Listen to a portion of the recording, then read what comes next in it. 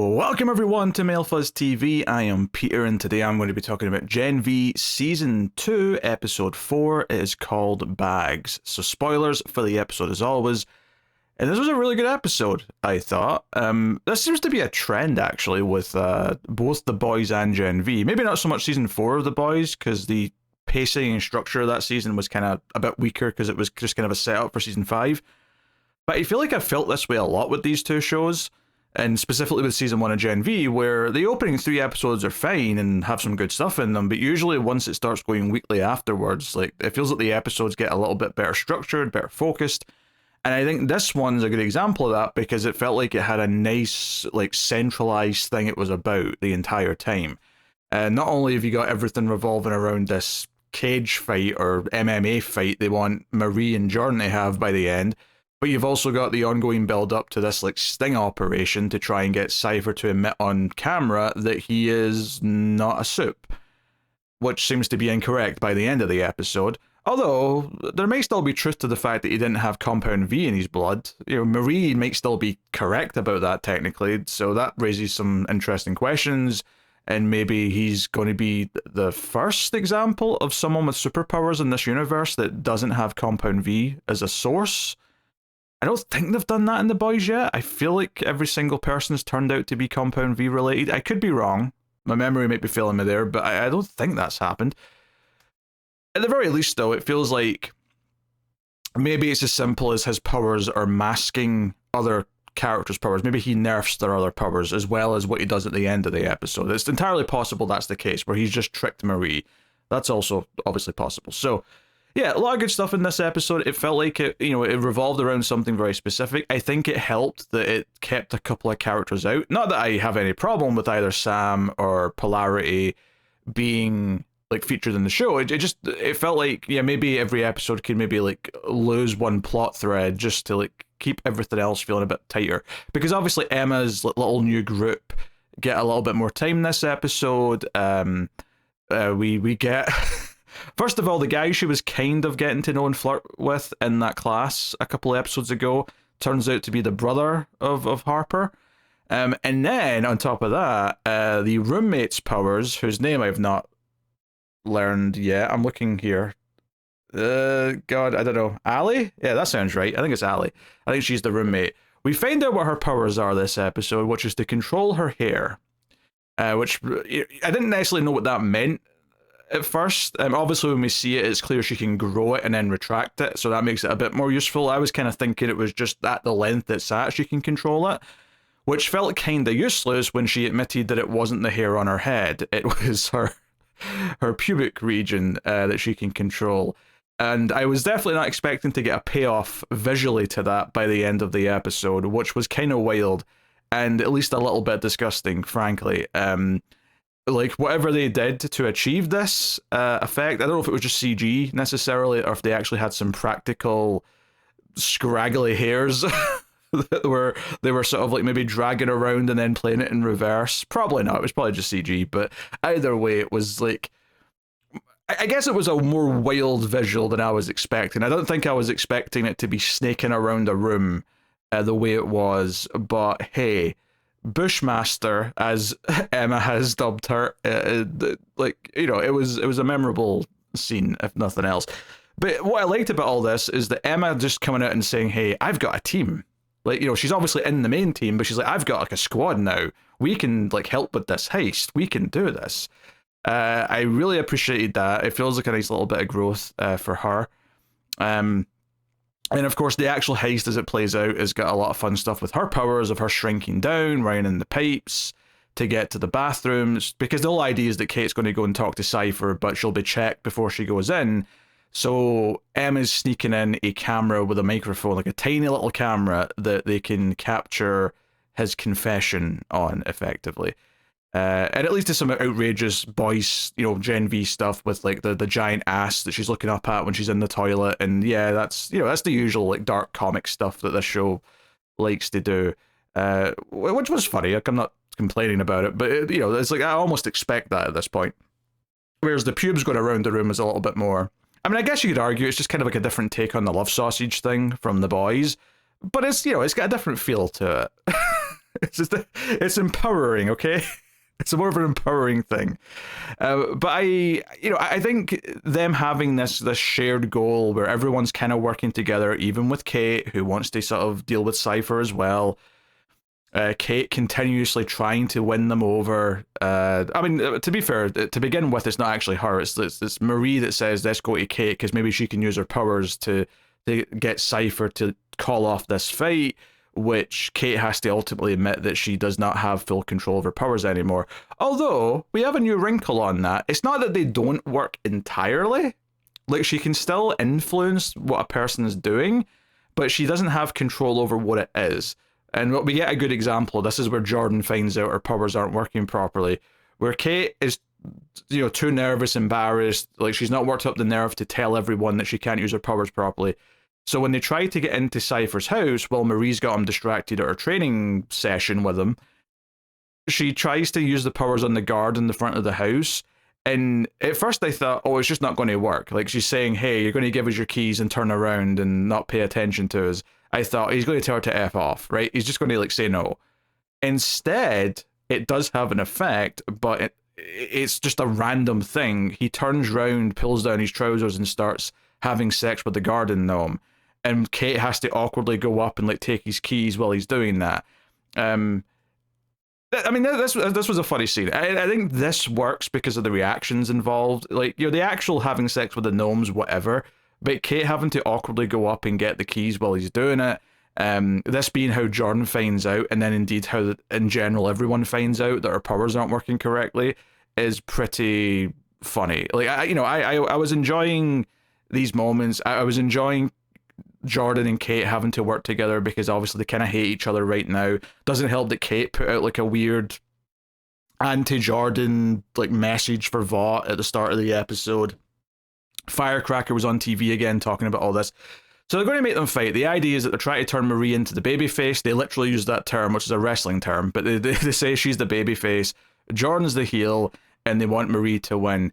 Which, when they go to Cypher, one of the reasons why Marie wants to even try and get Kate's help is because when Kate comes out of the office, she's clearly upset and Cypher was yelling at her. So that's kind of the little seed planted for later why Marie thinks, hey, the enemy of my enemy is my friend kind of thing. I love this early scene, though, where they go in to talk to Cypher. They've got the marketing guy from... I think his name was Malcolm on Timeless, which was the other show that Kripke was involved in. I've never actually learned what his name is on this show.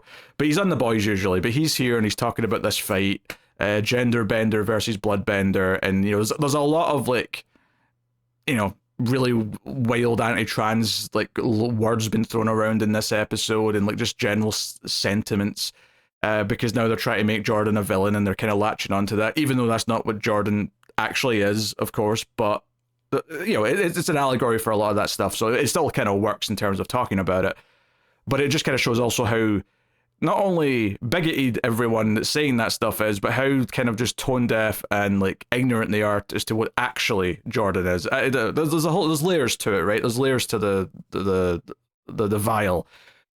But I love this scene because Cypher loses his shit. I think he's been an okay character up until this point. He's had a bit of no one knows what he's really up to. He's kind of threatening, but it's mostly just been kind of him acting kind of ominous, and it's not been much more than that.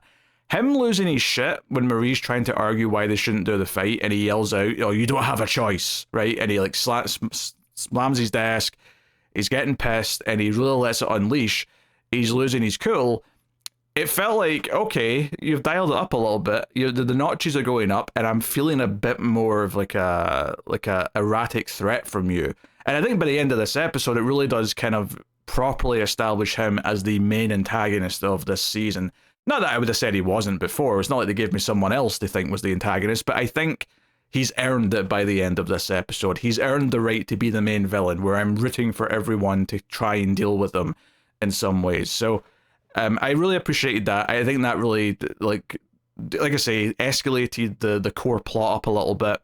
And then that splinters out into all the other plots of Jordan and Kate going to the house, finding that he's got his really sick dad in a chamber in there, which of course Cypher's like, hey, I have cameras. I know you did that, Kate. We're going to talk about this.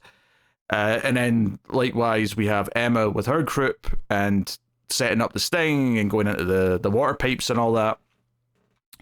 But I suppose one of the big things we have to talk about this episode is Marie and her powers, because Cypher decides that he's going to personally train Marie. And what's so fun about this is they kind of set something up very slyly a few episodes ago. Back at the start of episode 2, the first scene that Marie and Cypher ever had together, they were in his office, and he had that little moment where he basically called bullshit on her pretending to be nice and said, hey, you actually want to jump across this desk and rip out my throat. You hate me. He basically told what the truth is, right? There's this, he didn't say anything wrong. What he said was basically factually correct, right? Maybe you could gauge slightly how much she wants to kill him a little bit one way or the other, but generally speaking, he was pretty on point. He does something like that in this training scene. The training scene being her trying to move bags of blood without bursting the bag, which is a really cool, simple idea of her getting control of her powers where she can do it without too much force so that the bags don't burst. Simple stuff. It shows she's getting fine control. And then the idea to eventually escalate that to be able to levitate people without hurting the people, unless she wants to, of course. And they end up, she explodes a goat. It's a whole thing. Or was it a sheep? It was a goat. It was a sheep. No, I think it was a sheep. No, it was a... Okay, I'm forgetting what the animal was, but it was about that size. Okay, I forget. I genuinely cannot remember what type of animal it was, but there was an animal called Elon. And I remember that because she said, what if I accidentally kill it? And he says, that's why we named it after an asshole, which I did think was a funny line.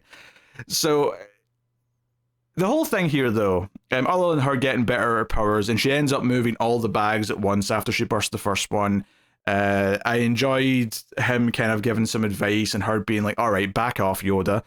And he's like, fair enough, that was a bit silly and over the top.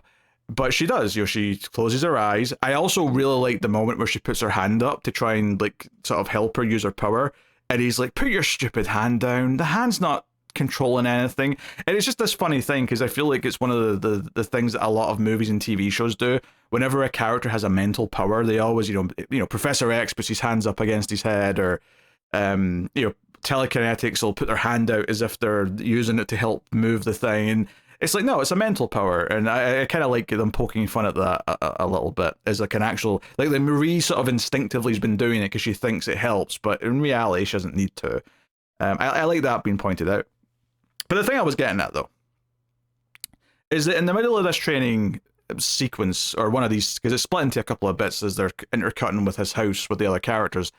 Yeah, you will do what I say, because you want to know what Odessa is. You want to know, I know I was at your birth. And he just sort of like blurts this out. Very nonchalant. He just reveals that he knows that she knows a bunch of this shit. And it's kind of like, wait, do you have like mental powers? Because when you go back to that scene that I talked about in episode 2, it kind of felt like he did the same thing, just on a much smaller scale, where he just kind of said, hey, this is what you actually want to do right now. And he seems to sort of keep that up, where he kind of, he does it later on in the episode with Kate, where he all of a sudden just says, is this a good angle for the camera to get me? And he reveals that he knows he's being recorded. He repeatedly keeps being aware of what the other characters know in the scene, and it's kind of taking them off guard and being unsettling. I kind of appreciate the build to like revealing this a bit more. And then of course at the end of this episode he just straight up takes control of Jordan when they're in the ring. And Marie and Jordan have a couple of nice moments in this episode. They have an I love you here or there. It's all very sweet. I did laugh. It's a sweet moment, like I'm not making fun of the moment. It's like the moment where they kiss in the ring and everyone's booing is a legitimately great moment. I only laughed a little bit because it's actually, I called it pulling a Bruno. Because if you've ever seen Bruno, which was the follow-up movie to Borat about, like, again, like another sort of, like, character that was supposed to be, like, pretending to be real and catching people's reactions, but it was a very gay character. There was a sequence in that movie where they set up, like, a cage fight in, like, the Bible Belt of America, and they started just having, like, sex in the middle of the cage, and, like, everyone started booing and stuff. And it was, the whole point was to, like, upset the crowd who were really going to hate that anything like that was happening. My mind just flashed back to that when they kissed before they started fighting, and they only start fighting, of course, because Cypher takes control of Jordan, and Marie knows quite quickly it's him because he starts talking and saying things that he said earlier during the training sequence. He says, put your hand down, it doesn't do anything. And she's like, wait, Cypher? And she has to defend herself and ultimately levitates Jordan above. And that, you know, the end of the episode, when Jordan goes down and they've kind of declared Marie the winner, and, you know, Jordan's back to being Jordan again, you know, there's a few lines where it's clearly themselves speaking. The episode ends on this great moment of Marie looking up in anger and bewilderment, Kate being confused because this guy's got no compound V in his blood, but he's doing something right now. He's caught me off guard, and I'm kind of susceptible to everything. Emma and the other characters are watching the fight, and they're being shocked by what's happening. It felt like a good rush of everyone going, "Oh crap, this guy's kind of powerful," right? It reminded. This is the example I'm going to bring up here is just one specific to that I can remember, but it's kind of like you know, it's like that scene in any TV show or movie where you realize just how much of a threat the main villain actually is. And the example I go back to, just because it's a really simple line of dialogue, is from season 5 of the hit television show Buffy the Vampire Slayer, where Buffy's finding out about that season's big bad Glory. And the episode in question, about halfway through the season, ends with the character in the know saying, "Oh, Glory's not a demon. Glory's a god." And then it just kind of ends on this like almost darkly comic "oh shit" moment, right?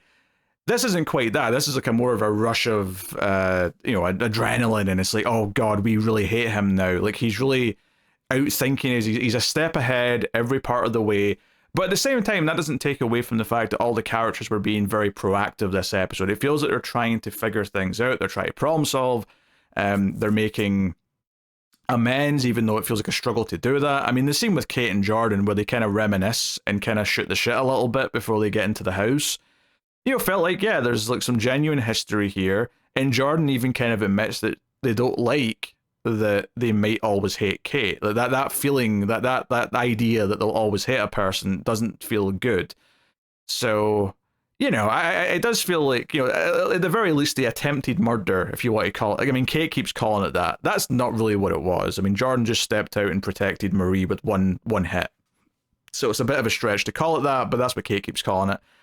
And I feel like there will be, you know, I think amends can be made from there. And the possible redemption of Kate, even though her powers are inherently something that can be used very maliciously, as we saw repeatedly in season 1, I think is something that it would be really nice to see that. And it is kind of cool to see her working with the others. And there's some comedy that comes with that too. Like Emma being a little shit about it and like demanding Kate pass her a drink and then saying she got the wrong one, even though she never actually said what she wanted.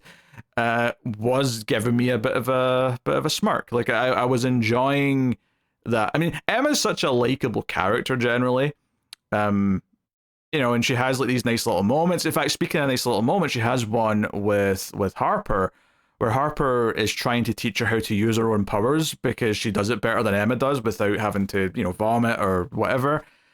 And Emma says it's not going to work, and she sits down and she's like, no, like, you know, I have to feel good about myself and I can't do that, which also very much ties into the themes of self-worth and the idea of what might drive someone to an eating disorder, or in Marie's case, self-harm.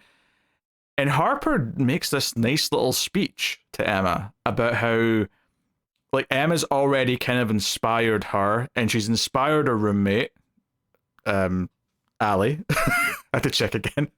You know, like, Allie's not really that forthcoming with what her powers are. In fact, she's the only person that she's told other than her since she started this school. And she's already encouraging them to do more and better things. And, you know, we already saw last season how she was with Sam. And, I mean, she had feelings for Sam, so you could argue it's a bit more weird with that. But generally speaking, she's a very positive force in the people around her that she's trying to build up. She's actually, like, you know, it's almost like your real superpowers that you actually inspire everyone else around you kind of thing.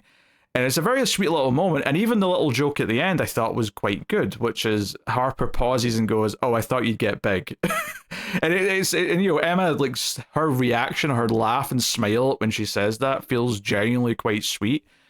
I don't know. I thought that did a lot to tie into what Emma's story is, but honestly, Harper as a character has been kind of this nothing side character for the most part, and obviously her having anything meaningful to do last episode and then getting into this one is the most she's ever had. But this sequence in particular felt like she's an important cog in Emma's story, if nothing else. But she's also low enough down the food chain that if someone's going to die, I could see it being Harper. So there's room to do whatever there. But like, I think that scene was genuinely good. I think that scene was good. I think the scene with Jordan and Kate was good. I think Marie and Jordan in the locker room before the fight was genuinely quite sweet. As was them in the ring. There was a lot of good one-on-one character exchanges this episode that advanced all of their things and made me care about the characters more. But, and this is important for a TV show, because I think it's the biggest thing that a TV show is guilty of in 2025 and has been for the last like 5 to 10 years at this point, honestly, is so many TV shows forget to have a forward drive where each episode feels like it has good pacing and builds to a conclusion of a chapter. And I feel like I got a full meal at the end. And I've said things like this a lot over the past years, but this show still does that. It still feels like I'm getting something that's building to a climax in an episode that, you know, it adds to the overall story, but feels like I got a really full, satisfying story from beginning to middle to end. And in this case, it was focusing on the build up to the fight and the trying to out Cypher. But then with the big, reveal, and because we're halfway through the season, obviously it wasn't going to be just a success. There was going to be a complication. There was going to be something more to it because we're too early in the story. But the excitement of what that might be still worked, and it still felt like fun seeing these characters start to work together, and hopefully that relationship that's forming amongst a bunch of them can only develop over the course of the season. Because this very much is like the ensemble group of, like rebels effectively try to take on the system, especially now that like the whole like Vought super supremacy thing's kind of in full swing, and like they're not really allowed to be Starlighters, so it's very much like an underground resistance type thing. And that kind of fits the whole idea of being at college and university, right? That's when you kind of rebel a little bit and start to do that sort of thing. So I think that works as well thematically, which is nice. But no, I had a really good time with this episode. I think, like I say, it being focused and feeling like it built to an ending was a really, really nice feeling, as opposed to, it's one thing to just have the character stories, but to have them actually doing meaningful things as well alongside of it is what makes it all work and click as a show. So yeah, and I feel like I shouldn't have to praise that almost. That should just be like what everyone's striving for, but I feel like there's enough TV shows now that just think that they don't have to do that. I'm looking at you, Alien Earth. Anyway, that's my thoughts on episode 4 of Gen V. Looking forward to the next one. So Alien Earth was out the same day as this, and I decided to get that out of the way first, which is why this is a little bit later in the week. But next week I should be a bit quicker with this, because now this has Wednesdays to itself. So I don't know if it'll necessarily be out on a Wednesday. It'll probably more likely be the Thursday by the time I get to it. But yeah, so thank you very much for joining me. You can, of course, let me know what you thought of this episode in the comments below. So I should probably also say that there's also the possibility that one of Emma's crew will turn out to not really be a Starlighter and be a double agent. That's very possible. Maybe even the guy she likes, just to twist the knife as much as possible. I don't know for sure if that's going to happen, but it feels like a very obvious thing to do at some point, and I wouldn't hate them for it if they did.